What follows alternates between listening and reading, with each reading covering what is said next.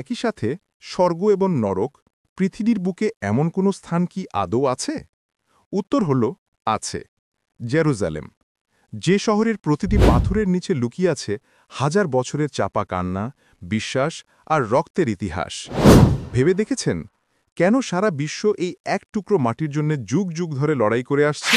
আজকের এপিসোডে কথা বলছি বিশ্বখ্যাত ইতিহাসবিদ সাইমন সেবাগ মন্টেফিওরির লেখা মাস্টারপিস বই জেরুজালেম।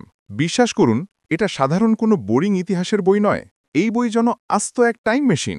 হজরত দাউদ আলাইহিসসালাম থেকে শুরু করে যীশু খ্রিস্ট কিভাবে এই শহরের জন্য সবাই লড়াই করেছেন তার জীবন্ত দলিল এই বই। পবিত্রতা, রাজনীতি আর ক্ষমতার লোভ এখানে মিলেমিশে একাকার। পড়তে শুরু করলে মনে হবে আপনি কোনো টানটান থ্রিলার মুভি দেখছেন, অথচ এর প্রতিটি শব্দই ধ্রুব সত্য। বর্তমান বিশ্ব রাজনীতি বা মধ্যপ্রাচ্যকে বুঝতে হলে এই শহরের অতীত জানতেই হবে। এটি শুধু একটি শহরের গল্প নয়, এটি সমগ্র মানব সভ্যতার গল্প।